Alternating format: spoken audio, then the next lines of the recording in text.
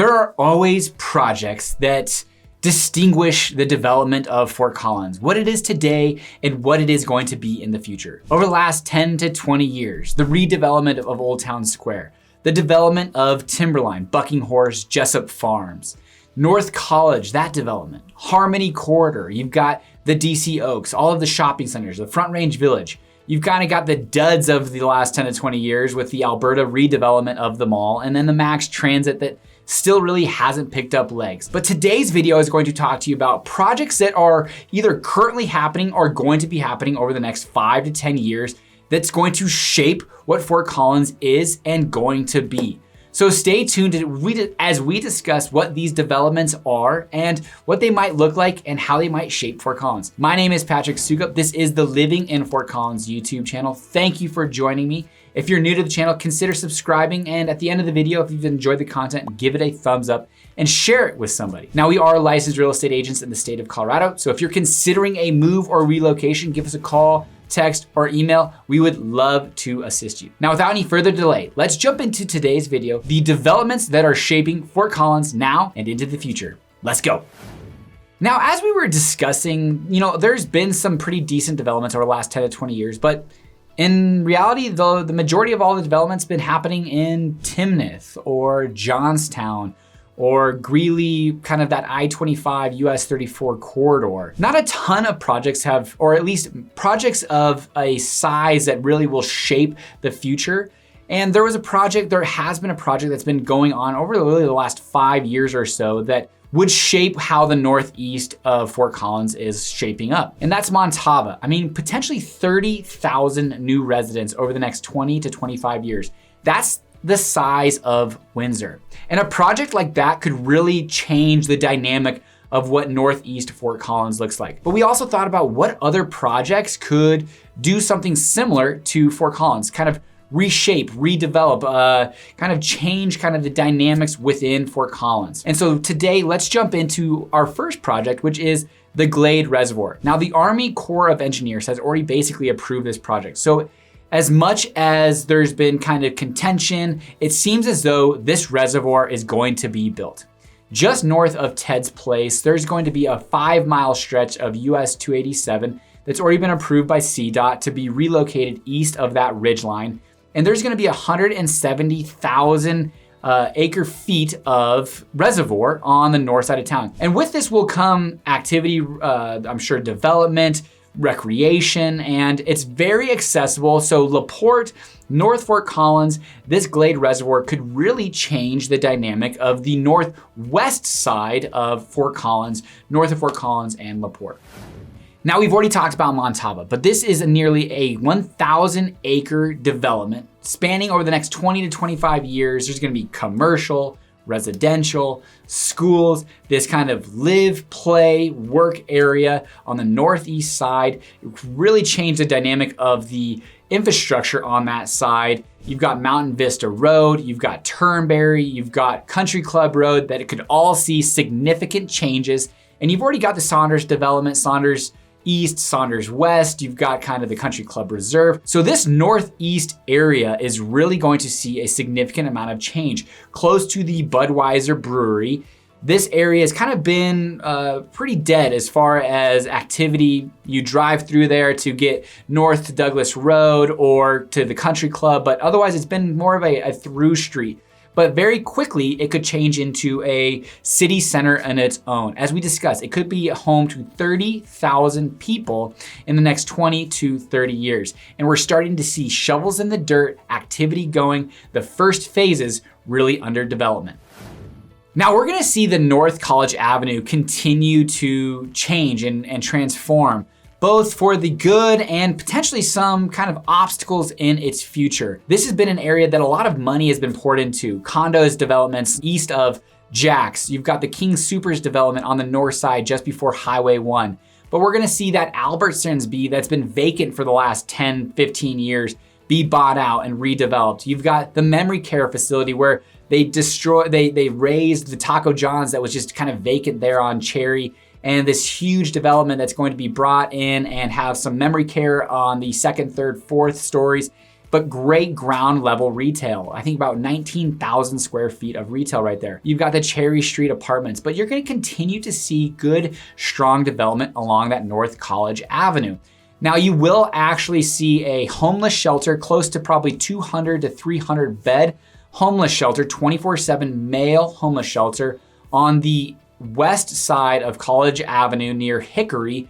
And this area, it's definitely a concern for the residents in and around the area, but I'm sure based off of the drawings, the area is going to see some phenomenal building and hopefully safety around that area and protections for the retail residents and commercial all in and around that area, which will say that the Mission is going to move. So there will be some redevelopment on that Jefferson and Linden Street area, which will be exciting because it is definitely pushing north from Old Town with that Linden Street development. So North College Avenue will continue to see a significant amount of redevelopment. The Bloom on Mulberry. This is nearly 225 acres. There's gonna be condos, some commercial, single family, smaller single family, 900 to 1,400 square foot single family detached houses available for purchase on this development. Now, this is gonna kind of coincide with this East Mulberry annexation where there's gonna be tipping points of sorts for the city of Fort Collins to annex parts of East Mulberry into what is the city of Fort Collins for utilities, police services, and then the beautification of that overpass at Mulberry. So this main gateway into Fort Collins that leads into Old Town, kind of this Woodward Governor area, is going to see some beautification. And then of course, that Bloom project might be just one of those first dominoes that fall. But over the next 10 to 20 years, 5 to 10 years really, that Bloom project is gonna come online. There's gonna be residents that buy there. That east side of Mulberry is going to start to see some kind of changes. Which, dialing back just a little bit further south, the northeast side of Prospect and I-25 has already seen huge changes recently with the Timnath Middle High School that just came online. We're gonna see nearly 115 acres have self-storage, car washes, convenience, hotel, some residential components to it. But it's really been, it's been an issue because I believe of flood zones, more so on the northeast side, but that northwest side, excuse me. But the northeast side is going to see some development. And then that Timnath Middle High School, that area, that kind of overpass and corridor that's kind of been sleepy for since the history of Fort Collins, is gonna see some spur of development. That Fox Grove, that residential development, Clydesdale Park that's right there, Timnath Middle High School. That northeast corner of Prospect and I-25 is going to see some significant development over the next 5 to 20 years. Now, Midtown. Now, really specifically, I wanna talk about the Foothills Mall that's going through a second $350 million renovation in the last 15 years, Alberta, in around the 2013 time period. And then we're gonna see McQuinney's possibly put a shovel in the dirt 2025, decrease the size of the mall from about 600,000 square feet to 400,000 square feet. We're gonna see more walking, indoor, outdoor uses. We're gonna see a residential component, a bigger residential component, because there is already apartments there, but you're gonna see potentially some brownstones, townhomes for sale and for rent. But then you're also gonna see roughly around 70,000 square feet of commercial there, Class A space. This is a huge area of Fort Collins that is going to be redeveloped. I think roughly around 60 acres, dead center in the middle of Fort Collins, that got redeveloped in 2013, kind of died, kind of a dud. But McQuinney's local, know the area, and we're excited to see that come online. But that's not the only thing that's happening in the Midtown. You've got College and Prospect that Les Kaplan originally proposed a mall to be built on this kind of corner, but has put those plans on pause when COVID happened. And we did see an auto parts kind of go in there, AutoZone go in there, and I'm sure they signed a pretty significantly long lease. So I don't know if it's gonna happen in the next 10 years, but maybe in the next 10 to 20 years, we do see a 6-story hotel that's built there in that corner that's near the CSU Stadium and CSU in general, be redeveloped, beautified, brought up. Additionally, the Markley Motors, Mazda right there on College and Drake, on the southwest corner, is going to continue to see a push for redevelopment. There's some historical issues that are going on, but I would suggest to see some commercial and residential apartments and really a better use of that center of town type area. And then the Midtown Business Improvement Development, the Midtown bid. Essentially, they're gonna see some, probably some millions of dollars going on to, again, the beautification of Midtown. Because over the last 10 to 20 years, South Fort Collins has been developed, North Old Town, North College Avenue, Old Town Square, but Midtown has kind of been this forgotten stepchild of sorts. I was a redhead at one point, so I can say this, a redheaded stepchild Midtown was, but no more. We're seeing a significant push towards the beautification, the thoroughfares, medians. We're gonna see some kind of area for paths, walkways, bikeways, and then of course, Foothills Mall, College and Prospect, College and Drake, potentially some redevelopment at the Carmike at kind of Horsetooth and Mason area. So excited about Midtown coming up, but they will be transformative if those projects do come online.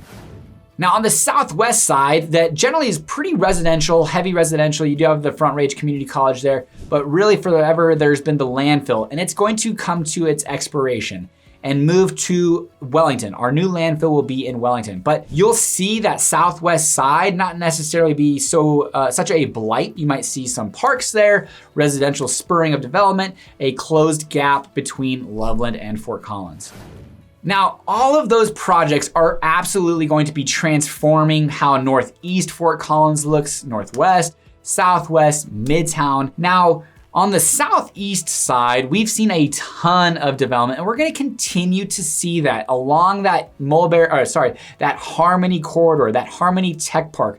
We're gonna see residential components, commercial components, restaurant, retail. That Front Range Village kind of was a domino to kick off a lot of that development along that southeast side. That Fossil Ridge High School was really built before its time in 2007, but Lady Moon, between Ziegler and Lady Moon and then Lady Moon to I-25, we will start to see significant development in that Harmony Tech Park, both business and residential, to continue that southeast vibe, that drive, and get a little bit closer to that I-25 corridor. Now, all of those projects are going to have huge impacts now and into the future of Fort Collins. I'm excited to see how all of those take shape. It's amazing how fast time goes. I mean, seriously, it was crazy to do the research on this project and know that the redevelopment of the Foothills Mall was originally in 2013, just over 10 years ago.